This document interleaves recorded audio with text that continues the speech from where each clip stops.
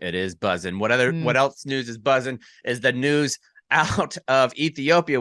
Two of their pilots fell asleep. And let me just start here because I want to do a little plane chat. One, when I got on a plane this week, I was not expecting to see a kerfluffle. I saw a kerfluffle. Now, Cons, is your wife a nice purse lady? Does she enjoy nice purses? Is she one that's going to spend consistently over like $300 or $400 on a purse? Not consistently, but like a one time, like she has a few things, but she also won't go nuts. No. Are you a purse lady, Kate? Is that a real question? Well, I didn't know. Just like yeah, I knew you weren't. My purse is a JanSport backpack that I've had since 2004. So no. But you are a Coleman backpack lady. Coleman Cooler backpack. Coleman my fourth one now. My wife is a purse lady. And because of that, when we first got married, or right before I started working here at Barstool, she had always wanted a Louis. Like she had wanted a Louis. And just because it was like a status symbol, I don't know if it still is or not, but she wanted one. And we were like, all right, let's do this. So we went to Vegas. We bought her one. Well, that's obviously, the pattern. It has a very identifiable pattern. If you see the traditional Louis, the black with the gold little logo on it all over, it's like brown. Well, this woman that was on the plane, she had one of those huge duffel bags that's probably like $3,500, $4,000 for one of these duffel bags. And it was put into the overhead carry-on. Well, this dude that was he was in first class, came running onto the plane, like right before they were going to go. We actually had to hold the plane for a little bit. He had his bag and he takes it, shoves it into the overhead bin and is like yanking the wheels towards this super expensive bag. Me and the lady that's sitting by it both were like, because we recognized what brand it was and how expensive it was, and that this wheel was about to rip it. And this guy that's sitting next to his wife was like, hey, man, that's an expensive bag. Can you chill? And the guy was like, I paid for this seat. I should be able to have my spot. And he was like, well, you were late. And they're going back and forth and going at it. The other guy stands up. They get like face to face, like damn near nose to nose. And the flight attendant comes down. He's like a big dude, probably the biggest flight attendant I've ever seen. Probably like 6'2", 220, which is, in my opinion, way too big to be a flight attendant. I would agree. We need littler. I mean, not the way shit's going down on planes these days. I want a linebacker. Maybe you might need some enforcers. Get Jordan to write a blog. Does flight attendants need enforcers? Because I think that they do. Well, eventually he moves it back. And I think this is all over. Everybody sits down because the flight attendant is like, hey, if you guys don't get in your seats right now, no one is going, especially you two. You will be off the plane. So everybody sits down and is like, oh, shit. My phone was almost dead. That's the only reason why I didn't record it. Somehow my phone didn't charge the night before, and I had to make sure I had at least 3% battery when I got to San Antonio so I could call myself an Uber so I wouldn't be walking my dumbass home. Well, we think that everything's over, right? I'm going back. I'm listening to Dave Matthews Band live at Luther College like I usually do to fall asleep sitting there. We get up when we're in there, right? Like, so we get in, everybody starts to stand up. The dude that's wife's bag was like staring like this at the other guy still. And after that, when he stood up again, I noticed how jacked the dude was. Like he had big delts. You could see his triceps like through his shirt, like on it. And I was like, this dude will whip the fuck out of this 65-year-old man if he talks shit. The 65-year-old man goes, is there a problem? And the guy goes, yep. And just like looks at him, and I'm like, oh, this is delicious. I love it. I love it. I love it. I was just hoping to see some fisticuffs because I was already back in San Antonio. I just watched the fight and get my Uber and head on home. Yeah. Well, they keep going. And the guy's wife, the one who had the nice bag, she was like, it's fine. Please don't do this. So, this dude has done it before. This is the kind of guy that will fuck somebody up if his wife is like, I do not need you to do this. Just let it go. I was like, goodness gracious, they needed this fella on that Ethiopian flight, right, Kate? They certainly did. But so what? They ended up, it was fine in the end. Yeah, the cops came. Okay. Get off, yeah. Okay. Yeah. All right. Round number 2.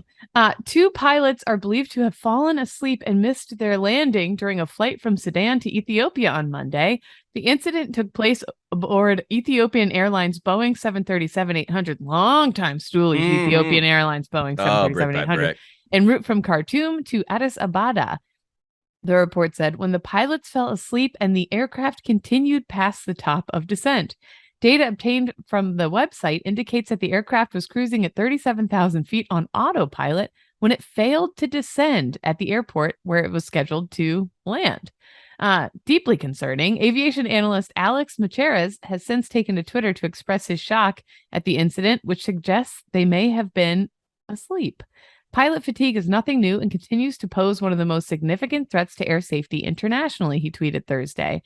Yeah, that is a little bit concerning. I think all I could picture is because a majority, I think the number is like 95% or something like that of all commercial pilots in the United States are military veterans, that almost all of them get their sea legs, so to speak, as military pilots. Can you imagine what would happen to you if you fell asleep and overshot your target by 37,000 feet if you were still in, and how much trouble you would get in? All I could picture is somebody being like, oh my fucking God. And how pissed you would be if you were the one that was on that flight, because you track it. You should be there. 37,000 feet. It's not easy to come down. You got to it takes a while. You're going to be late. All that stuff.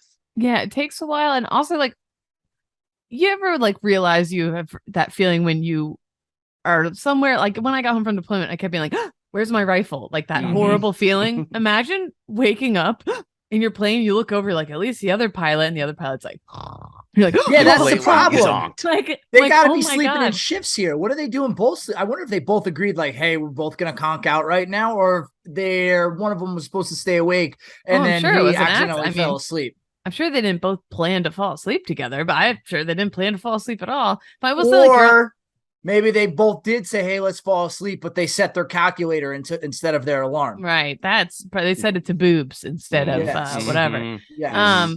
But yeah, I would say my punishment for them would be they would have to fly a plane full of nothing but toddlers, grumpy toddlers. And the sound from all those toddlers gets piped in at full blast into their cabin, or they have to poop their pants.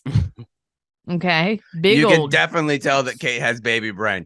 She has not had a break. You can just tell everything is poop and toddler related. No. They have to poop in their pants, and then they have to sit in it while they pilot the plane for 12 hours. Yeah, and as somebody who's done that as an adult, it is not great. Lest we forget, I pooped with my friend Eric in our dorm room after covering the floor with cedar chips because we wanted to see how hamsters lived. And it's not good. I'll say that. What's your punishment for these guys? Gons, what's your punishment? So I was thinking about it, and I just couldn't come up with anything. So I started thinking back in my own life, like, what were some of the worst punishments that I've ever received?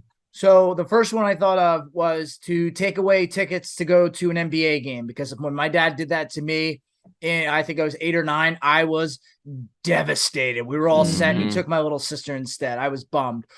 And still going and taking your sister as an extra level of fuck still you. Went. Yeah, exactly. But you probably deserved it, honestly. I love Al for that.